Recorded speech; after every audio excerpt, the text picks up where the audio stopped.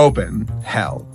And you got Blitz, and you got Millie and Moxie and Luna. God bless her, because you got to have your furry girl, you know.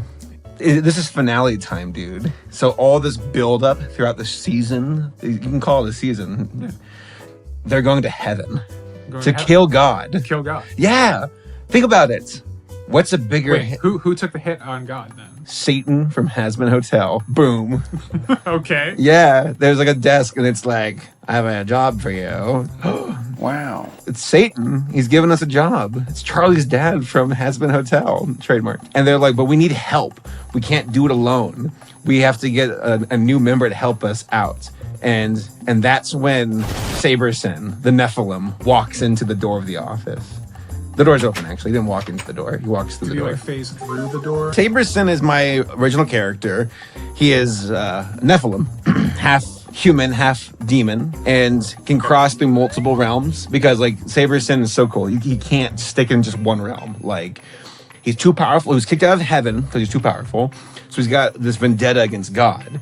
And then he was kicked out of hell because Satan doesn't like him because he's too powerful. And Saberson also like was with Satan's wife, but then had to break up with her because it was getting too serious. And so Saberson walks into the office. Blitz is like, "Oh my God, it's my long lost brother." What? Half human, half demon, half angel. Correct. It makes sense. Luna sees Saberson walks into the office and her eyes grow wide, her tail's wagging, and I'm like, Luna. Saberson's like, Luna, how have you been? How have you been since the breakup? Saberson and Luna used to date.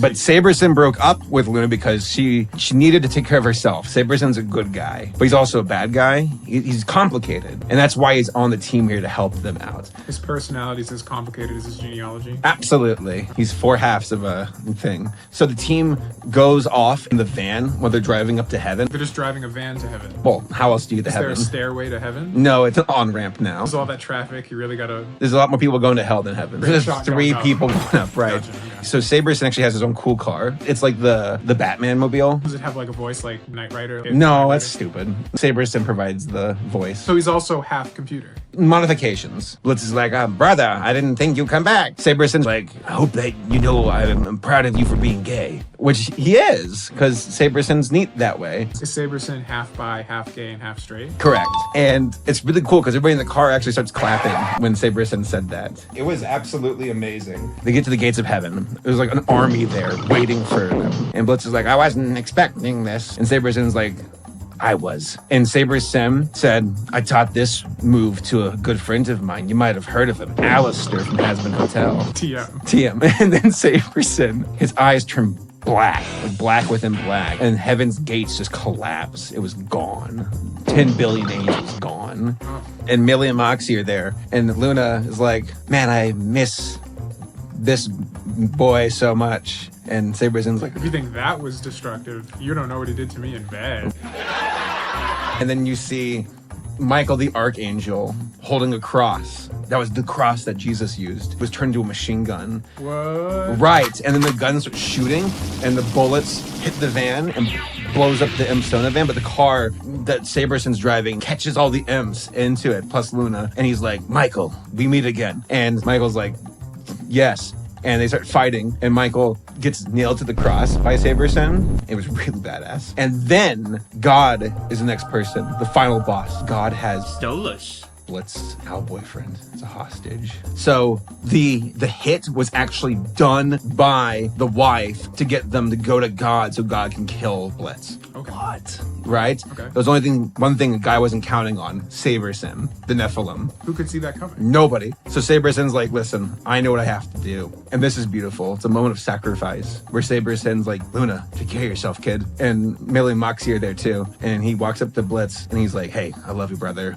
Go make that owl boyfriend of yours really happy. Your big brother has this. And then Saberson gets into an orbital drop pod and shoots towards God. And God has this giant biblical shield that shatters and breaks as Saberson blows up and God is also eliminated. And then all of God's holy energies crashing down, about to kill everybody, but Saberson's essence forms a bubble shield around them and protects them. And it was beautiful. Like, Blitz is with his owl boyfriend. The owl wife got killed somehow. The owl daughter, she was in the bubble too. And what's so amazing is you heard a disembodied voice being like, hey kid, look into your backpack. And she pulls out a gift card to Hot Topic, signed by Saberson. But then they go back to hell. It's a really somber scene because there's a funeral and they're burying Saberson. Luna's crying. She's like falling on the ground weeping. Millie and Moxie are there too. And Blitz shakes his head and he's like, I should have been a better brother. But then he heard a voice say, but you can be a better husband. And Blitz is like, that's it. Saberson, my brother, wanted me to marry Owl Guy from the Tootsie Pop commercials. And Demon Cop shows up. Oh shit. And it's really great. But here's the thing, at the end, they're walking off into the sunset of hell. There's this disembodied body that's in the distance, and it's Saberson nodding, going, until next time, brother. Until next time. And then immediate cliffhanger for season 2.